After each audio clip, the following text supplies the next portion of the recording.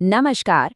चलिए आज एक ऐसे टॉपिक को समझते हैं जो हम सबकी जिंदगी पर असर डालता है, लेकिन अक्सर ना बड़ा कॉम्प्लेक्स लगता है। हमारी इकोनॉमी। ये इतनी बड़ी है कि इसे समझना एक पहेली जैसा लगता है। लेकिन फिक्र मत कीजिए, आज हम इसी पहेली को सुलझाने वाले हैं।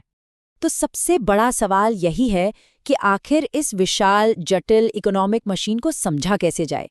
क्या इसे समझने का कोई नक्शा, कोई मैप है? और जवाब है हाँ, बिल्कुल है। तो चलिए इस मैप को खोलते हैं। इकोनॉमिस्ट इसे 3 सेक्टर मॉडल कहते हैं और इसे समझना सच कहूं तो बहुत आसान है। ये हमारी सारी इकोनॉमिक एक्टिविटीज को 3 हिस्सों में बांटता है। सबसे पहला है प्राइमरी सेक्टर, यानी वो सब कुछ जो हम सीधे धरती से निकालते हैं, जैसे खेती या माइनिंग। फिर आता है सेकेंडरी सेक्टर, जो इन कच्ची चीजों से नई चीजें बनाता है, जैसे कारें या कपड़े।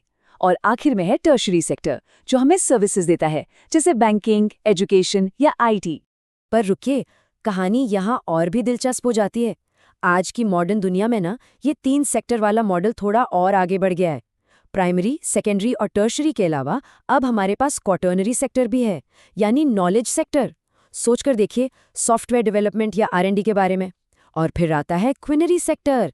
ये है टॉप लेवल डिसीजन मेकिंग, जहां बड़े बड़े सीईओज या सरकारें नीतियां बनाती हैं।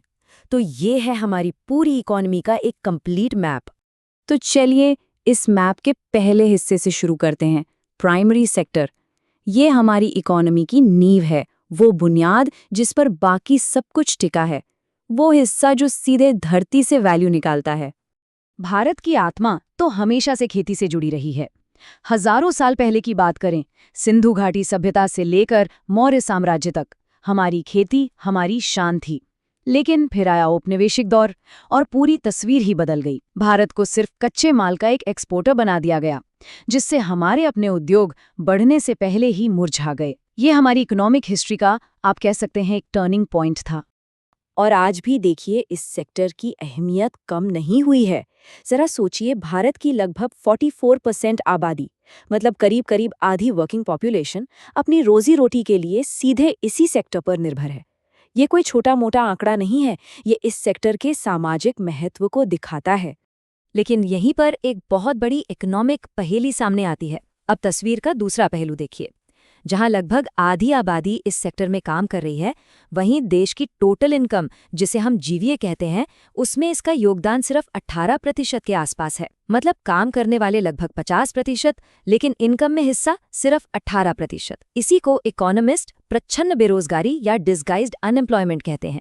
मतलब एक ही काम में जरूरत से ज्यादा लोग लगे हुए हैं। लेकिन इस चुनौती का समाधान भी आ रहा है, और वो है टेक्नोलॉजी। खासकर आर्टिफिशियल इंटेलिजेंस यानी एआई हमारे इस सबसे पुराने इकोनॉमिक सेक्टर में एक नई क्रांति ला रहा है।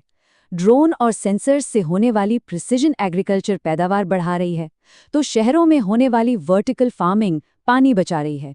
ये टेक्नोलॉजी हमारे भविष्य की फूड सिक्योरिटी की चाबी हो सकती है। चलिए अब आगे बढ़ते हैं। प्राइमरी सेक्टर से जो कच्चा माल निकला, वो कहाँ जाता है? वो जाता है इकोनॉमी के इंजन रूम में, सेकेंडरी सेक्टर। यह है चीजें बनाने की शक्ति, निर्माण की शक्ति। भारत में इस सेक्टर की कहानी के 2 बिल्कुल अलग चैप्टर हैं। आज़ादी के बाद हमारा फोकस आत्मनिर्भरता पर था, तो हमने बड़े बड़े सरकारी भारी उद्योग लगाए। लेकिन फिर आया साल 1991 और इस साल ने पूरा खेल ही बदल दिया। आर्थिक सुधार हुए और इंडियन मैन्युफैक्चरिंग के दरवाजे पूरी दुनिया के लिए खुल गए। आज की तारीख में ये सेक्टर हमारी इकोनॉमी का करीब 27% है। इसमें सबसे बड़े खिलाड़ी हैं मैन्युफैक्चरिंग और कंस्ट्रक्शन। यही वो सेक्टर है जो हमारे देश का इंफ्रास्ट्रक्चर बनाता है। सड़कें, पुल, फैक्ट्रियां, असल में विकास की रीढ़ की हड्डी यही है। और यहाँ भी भविष्य बहुत तेजी से बदल रहा है। अभी हम इंडस्ट्री 4.0 के दौर में हैं, जहाँ फैक्ट्रियों में सब कुछ ऑटोमेटेड और डेटा पे चलता है। लेकिन अब बात हो रही है इंडस्ट्री 5.0 की। ये आइडिया बहुत दिलचस्प है। यहाँ जोर सिर्फ ऑटोमेशन पर नहीं, बल्कि इंसानों और स्मार्ट मशीनों के सहयोग पर है। सोचकर देखिए, रोबोट उबाऊ काम करें और इंसान अपनी क्रिएटिविटी और प्रॉब्लम सॉल्विंग स्किल्स का इस्तेमाल करें। अब आते हैं उस सेक्टर पर जो मॉडर्न इकोनॉमीज की पहचान है, और ये वो सेक्टर है जहां भारत की कहानी बहुत ही अनोखी है। आमतौर पर कोई भी देश कैसे विकसित होता है? एक तय रास्ता होता है। पहले खेती यानी प्राइमरी सेक्टर, फिर इंडस्ट्रीज यानी सेकेंडरी सेक्टर और आखिर में सर्विसेज यानी टर्शरी सेक्टर। ये एक टेक्स्ट बुक तरीका है जिसे ज्यादातर विकसित देशों ने अपनाया। लेकिन भारत ने इस टेक्स्ट बुक को फॉलो नहीं किया। हमने एक तरह से लीप फ्रॉग किया, एक छलांग लगाई। हमने प्राइमरी सेक्टर से सीधे टर्शरी सेक्टर यानी सर्विस सेक्टर में एक बहुत बड़ी छलांग लगा दी, बिना सेकेंडरी सेक्टर में पूरे तरह से महारत हासिल किए। ये हमारी इकोनॉमिक यात्रा की सबसे खास बात है। और इस छलांग का नतीजा वो आज बिल्कुल साफ दिखता है। आज भारत की इकोनॉमी में सर्विस सेक्टर का राज है। ये अकेला ही हमारी नेशनल इनकम यानी जीवीए का 55% से ज्यादा है। मतलब प्राइमरी और सेकेंडरी दोनों सेक्टर्स को मिला दे तब भी सर्विस सेक्टर उनसे बड़ा है। ये कमाल का बदलाव है। लेकिन अब ये पावरफुल सर्विस सेक्टर भी एक बहुत बड़े बदलाव के सामने खड़ा है। गोल्डमैन सैक्स के हिसाब से जेनरेटिव एआई दुनिया भर में 300 मिलियन, जी हाँ 30 करोड़ व्हाइट कॉलर जॉब्स पर असर डाल सकता है। ये एक चौंका देने वाला आंकड़ा है जो हमें आने वाले कल के बारे में सोचने पर मजबूर करता है। तो सवाल ये है कि इस नए दौर में कौन सी स्किल्स काम आएंगे। देखिए, जैसे जैसे एआई रूटीन काम संभालेगा, इंसानी स्किल्स की वैल्यू और भी बढ़ जाएगी। कौन सी स्किल्स? लीडरशिप, क्रिएटिविटी, सहानुभूति, सही और गलत का फैसला लेना। ये वो चीजें हैं जो मशीनें नहीं कर सकती। फ्यूचर प्रूफ बनने के लिए टेक्निकल नॉलेज और इन सॉफ्ट स्किल्स का कॉम्बिनेशन, यही फॉर्मूला है। तो चलिए अब सबको जोड़कर देखते हैं भविष्य कैसा दिख रहा है और हमारे सामने क्या बड़े ग्लोबल चैलेंजेस हैं। आने वाला कल, जैसा कहते हैं, चुनौतियों और अवसरों दोनों से भरा है। बड़े रिस्क क्या हैं? एक तो एआई से जॉब डिस्प्लेसमेंट का खतरा, दूसरा क्लाइमेट चेंज की वजह से आने वाली आपदाएं, और तीसरा देशों के बीच बढ़ते जियोपॉलिटिकल तनाव। और इन सब से निपटने की तैयारी भी चल रही है, जैसे लोगों को नई स्किल्स सिखाना, जिसे रीस्किलिंग कहते हैं, या फिर ऐसी सप्लाई चेन बनाना जो किसी एक देश पर निर्भर न हो।